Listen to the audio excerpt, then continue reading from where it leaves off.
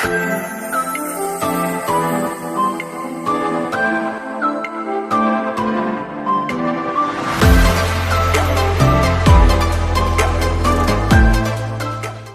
ดีครับผมพงษ์ช่างบ้านๆนะครับวันนี้ผมจะมาทำการซ่อมแซม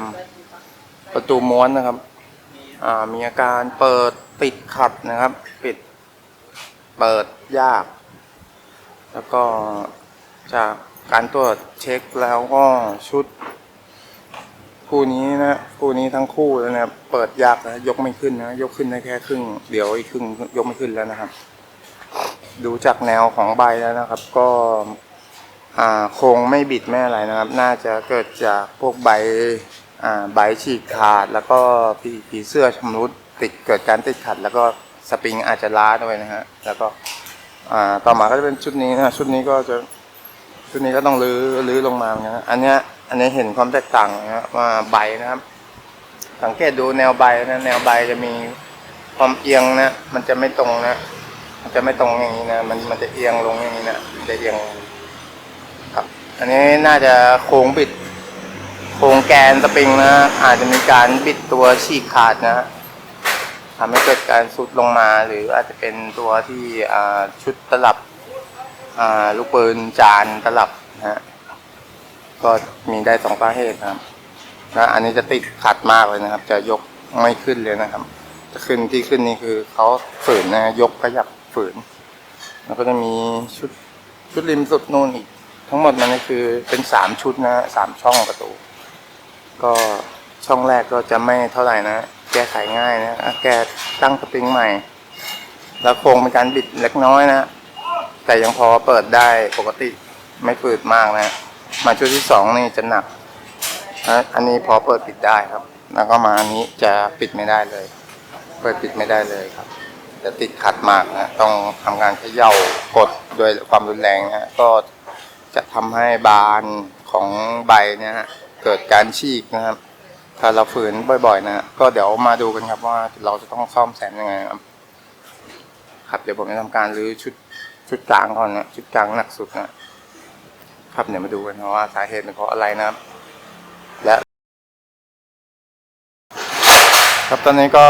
ทำการถอดใบออกนะครับทำการเปิดกล่องด้านบนนะกล่องด้านบนก็จะเห็นแกนแล้วก็ม้วนนะแล้วก็ทำการถอดใบออกค่อยถอดใบเลื่อนออกนะทีละชุดเพื่อเอาลงมาซ่อมแซมนะครับแล้วก็ปลดสปริงด้วยนะปลดสปริงด้านตรงนู้นถ้าไม่ปลดสปริงมันจะดีดขึ้นไปเลยนะต้องระวังนะครับต้องปลดสปริงก่อนนะครับก่อนจะถอดใบนะครับก็ประมาณนี้เดี๋ยวมาดูกันสาเหตุว่าเกิดจากอะไรทำไมติดขัดฉีกขาดเปิดไม่ได้นะเดี๋ยวมาดูสาเหตุกันอีกทีนะครับตอนนี้ผมขอทำการรื้อลงมาเพื่อเปิดดูแกนแล้วก็พวกชุดลูกปืนนะแล้วก็ตัวโครงตัวแกนนะว่าเกิดการบิดการติดขัดยังไงครับแล้วก็จัดการมาตรวจสอบนะครับก็มีการเสียดสีของใบนะกับตัวแผ่นปากเก็ตตัวใบกับตัวแผ่นปากเก็ตนะใบประตูเนี่ยแล้วก็ลูกปืนจาระบีแห้งนะครับลูกปืนอันนี้จาระบีแห้งครับก็ทำการอัดจาระบีเข้าไปแล้วนะครับแล้วตัวแกนก็ปกติดีนะครับก็มีแค่จาระบีแห้งก็อัดจาระบีเข้าไปแล้วก็เดี๋ยวจะทำการเอาน้ำมันนะมาฉโลมที่สปริงนะครับเพื่อให้มีความกลับมามีความยืดหยุ่นเด้งเหมือนเดิมนะครับแล้วก็ตอนนี้ที่เห็นเลยคือประตูเนี่ยที่มันเอียงแนวมันเอียงเกิดจากตัวนี้นะตัวแกนเผากับบ่ารับเผาเนี่ยมันไม่ลงกันนะไม่ลงไม่สนิทนะครับน่าจะเกิดจากความตึงนะแล้วก็ดูแล้วมีการรอยต่อหัวเผานะหัวเผาตรงนี้มีรอยต่อน่าจะต่อมาเกินขนาดแล้วยกขึ้นมาแล้วเข้าไม่ได้เกินขนาดนะก็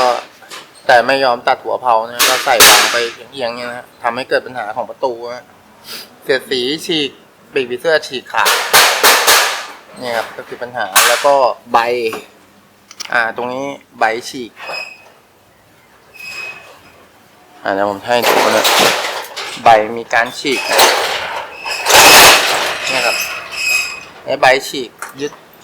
น็อตยึดใบที่เกาะกับตัวม้วนสปริงนะครับฉีกก็เลยทำให้มีความเอียงบิดเอียงขึ้นไปอีกนะครับก็เดี๋ยวทำการแก้ไขยึดกลับให้เหมือนเดิมนะครับตัวนี้ก็จะเอาลงไปให้เต็มบ่าเหมือนเดิมนะให้เกิดความเอียงเท่ากันบาลานซ์เท่ากันนะส่วนฝั่งซ้ายนี่ที่ประตูตัวเล็กช่องเล็กนะอันนี้ก็ไม่มีแล้วก็มีการเสียดสีนิดหน่อยนะตัวสปริงมีความล้าเล็กน้อยแล้วก็จระบีที่ลูกปืนแห้งนะครับแห้งตัวนี้ไม่แน่ใจว่าเป็นน่าจะเป็นตัวจานตลับแบบถูกนะฮะไม่ใช่เป็นลูกปืนเรียงแบบโบราณนะเป็นถ้วยเรียงนะไม่ใช่เป็นลูกปืนตลับนะถ้าเป็นลูกปืนตลับมันจะมีความทนแข็งแรงกว่านะทนแรงบิดได้สูงกว่านะอันนี้เป็นลูกปืนธรรมดานะครับไม่ใช่ลูกปืนตลับก็จะเป็นจานเขาเรียกจานตลับแบบถูกนะอันนี้เราจะมีจานตลับอย่างแพงนะซึ่งราคาจะต่างกันเยอะนะฮะ100 กว่าบาทกับประมาณ400นะก็จะต่างกันนะซึ่งคุณสมบัติการใช้งานก็จะต่างกันความแข็งแรงต่างกันนะเดี๋ยวก็ทำการแก้ไขนะในจุดที่เป็นจุดบอดหรือจุดเสียหายนะครับส่วนชุดใบล่างชุดใหญ่ที่ทอดออกไปเนี่ยก็จะอยู่ด้านล่างนะอันนู้นก็จะมีไล่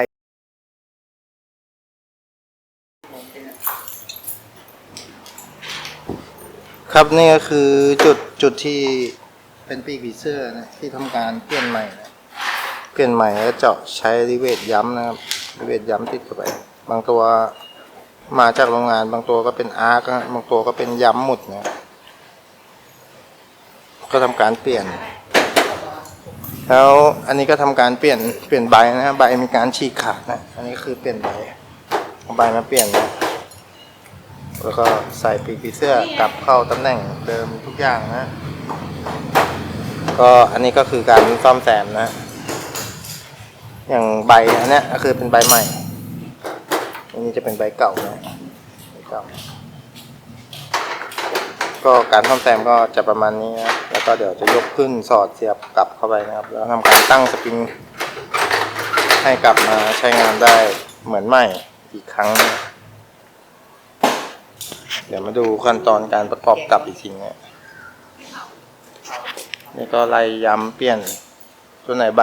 คดใบงอก็ทำการดัดนะตรงไหนปีกผีเสื้อหลุดก็ทำการใส่กลับเข้าไปให้เหมือนเดิมนะครับตอนนี้ก็ทำการนำชุดที่อยู่ข้างล่างนะใบที่ถอดลงมาซ่อมนะครับขึ้นไปประกอบเข้าม้วนเหมือนเดิมนะครับแล้วทำการตั้งนะครับตั้งระดับความแข็งอ่อนของสปริงนะครับที่ด้านบนจนได้ความเหมาะสมที่ต้องการแล้วนะครับก็ทำให้การเปิดปิดง่ายขึ้นนะครับก็เดี๋ยวเปิดปิดให้ดูอีกทีนะครับแล้วตอนนี้ก็จะเป็นช่องคู่กันนะครับช่องคู่กันก็จะเป็นบานเล็กบานนี้ก็จะไม่ค่อยช้ำเท่าไหร่นะครับเดี๋ยวจะทำการฉีดน้ำมันที่ตัวสปริงนะตอนนั้นฉีดไปแล้วนะครับทำให้มันชุ่มชื่นกลับมามีความยืดหยุ่นเหมือนเดิมนะครับอาจจะไม่ได้เหมือนของใหม่นะแต่เขาให้กลับมาดีขึ้นนะครับแล้วก็ทำการตั้งสปริงช่วยอีกทีนะครับให้มีความเพื่อไม่ให้หนักนะฮะไม่หนักเวลาเปิดคือยกขึ้นง่ายนะครับแล้วก็เวลาปิดก็ไม่ตึงมือไม่ต้องออกแรงกดเยอะอะไรประมาณนี้นะครับก็จะตั้งให้ได้ระดับที่พอดีและเหมาะสมนะครับเมื่อช่องนู้นเสร็จแล้วนะช่องนู้นเสร็จแล้วก็ทำการเปิดปิดได้ปกตินะตอนนี้ก็แล้วก็จะมีเสียงดังเอียดอาร์ตนะเวลาปิดเพราะว่ามันจะสีด้านข้างของเสานะครับก็เพราะเสาเนี่ยลูกยางกันสีนะมันหมดแล้วนะครับไม่เหลือเลยแล้วก็มันก็จะสีกับเหล็กมันก็จะดังแล้วก็วิธีการแก้ไขก็เอาแปรงทาสีเราเนี่ยอันเล็กๆ มาป้ายจระบีนะแล้วก็ป้ายบางๆพอครับไม่ต้องป้ายเยอะนะป้ายเยอะก็จะเปื้อนนะครับก็ประมาณนี้ก็ตอนนี้ก็เสียงหายไปแล้วนะเสียงเสียดสีดังเอี๊ยดอาร์ตหายไปแล้วทีนี้ก็จะมาเริ่มช่องนี้กันต่อช่องนี้ก็มีปัญหาคล้ายคลึงกันนะช่องเล็กเปิดได้ปกติแต่แค่ว่าสปริงช้าส่วนช่องใหญ่เนี่ยเปิดปิดไม่ได้เลยนะก็คือติดขัดเพราะว่าหนึ่งตรงนู้นน่ะจะมีใบฉีกขัดอยู่ส่วนด้านซ้ายด้านขวาเนี่ยปีกผีเสื้อเนี่ยสังเกตปีกผีเสื้อนะมันจะหายไปหมดเลยเหลือเป็นบางตัวนะเหลือเป็นบางตัวก็เป็นที่บิดหมดเห็นไหมเนี่ยไม่เหลือเลยนะปีกผีเสื้อบางขาดไปเลยนะเห็นไหมก็จะเป็นอย่างเงี้ยทั้งสองข้างเลยนะครับแล้วก็ที่สังเกตหลักๆเลยก็คือหนักเลยก็คือจะเป็นใบนะใบฉีกขัดเวลาเลื่อนขึ้นไปมันก็จะติดขัดนะแล้วลงก็ลงไม่ได้ขึ้นก็ขึ้นไม่ได้นะก็จะติดขัดอยู่ตรงนี้ ก็เดี๋ยวจะทำการเปลี่ยนใบนะเปลี่ยนใบตรงนี้ต้องเปลี่ยนนะดัดไม่ได้แล้วนะเพราะใบมันฉีกขาดพับก็จะดัดใบไม่ได้แล้วก็เนี่ยพวกปีกผีเสื้อมันขาดเนี่ยมันก็จะล่นอย่างเงี้ยใบมันจะล่นหมดมันจะล่นเวลามันล่นมันก็จะไปเบียดซ้ายเบียดขวาทำให้การเปิดฝืดติดขัดพอไปถึงช่วงจังหวะด้านบนมันจะมีแง่ที่สะดุดนะมันเกิดการสะดุดการขูดปีกผีเสื้อฉีกขาดหลุดหมดก็ต้องทำการรื้อลงมาซ่อมนะก็เดี๋ยวกดครับต่อมาก็ช่องริมสุดนะช่องริมสุดที่ผมบอกว่าใบมันเอียงเห็นไหมครับใบมันเอียงนะก็สรุปแล้วก็เปิดมานะครับไม่ทราบว่าเห็นหรือเปล่าเดี๋ยวผมปีนขึ้นไปให้ดู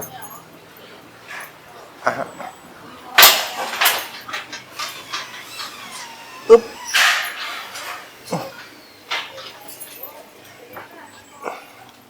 นี่นะก็สาเหตุจากที่ใบเอียงนะครับก็เกิดจากที่ผมสันนิษฐานไว้มี2อย่างเลยตลับลูกปืนนะครับ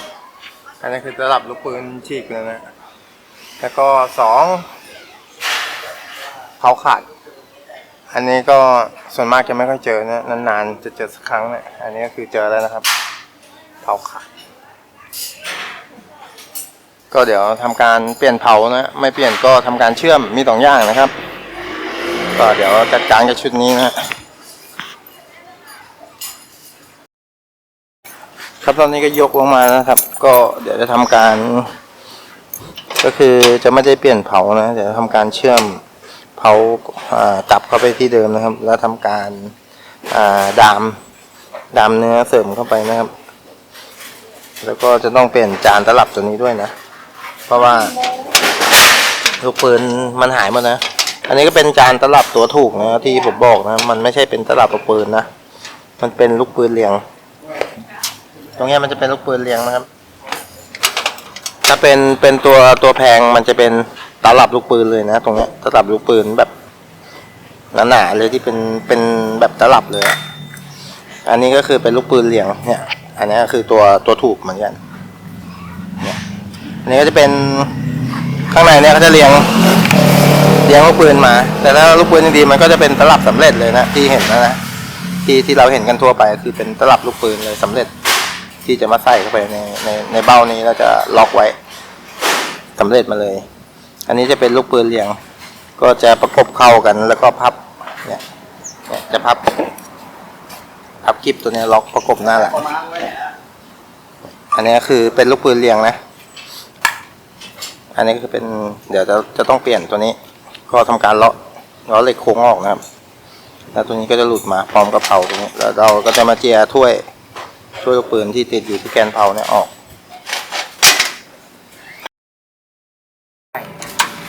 ครับตอนนี้ก็ทำการเชื่อมต่อเผาไปแล้วนะครับก็ทำการเปลี่ยนจานตลับอันนี้จานตลับอันใหม่เนี่ยอันนี้ตลับเก่านะที่ลูกปืนมันแตกหายไปเลยนะอันนี้คือจะเป็นถ้วยของมันนะถ้วยที่เป็นลูกปืนเรียงอยู่ในตรงนี้นะตรงนี้ เนี่ยข้างในไม่มีลูกปืนเหลือแล้วนะเม็ดเดียวก็ไม่เหลือนะลูกปืนเพราะมันจะหลุดออกมาได้นะนี่นะสิต้องการเปิดนี่เลยอะไรนี่เปิดตัวนี้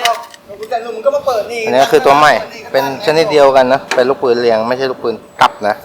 ลูกปืนตับมันจะดีกว่านี้นะมันจะลื่นกว่าแข็งแรงกว่าครับแล้วก็ประกอบทำการยืดสปริงกลับเข้าที่เก่าให้ครบเรียบร้อยนะแล้วก็เดี๋ยวยืดใบแล้วก็จะทำการยกปืนกลับที่เก่านะแล้วก็ทำการตั้งสปริงก็เป็นอันใกล้จะเสร็จแล้วนะครับตอนนี้ก็ทำการซ่อมแซมเสร็จเรียบร้อยนะครับกลับมาใช้งานได้ปกติเหมือนเดิมนะครับบางอันก็กลับมาเหมือนใหม่นะครับบางอันก็เกือบใหม่นะครับ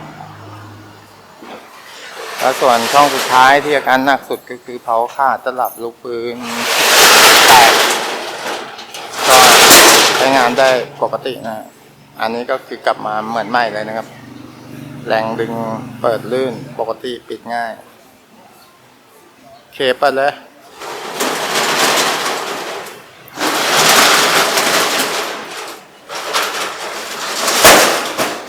อันนี้ก็ปกติมองเป็นช่องเล็กส่วนมากจะไม่ค่อยเสียหายเท่าไหร่นะแต่อันนี้ถึงกับขนาดเผาขาดเลยนะเผาขาดจานตลับ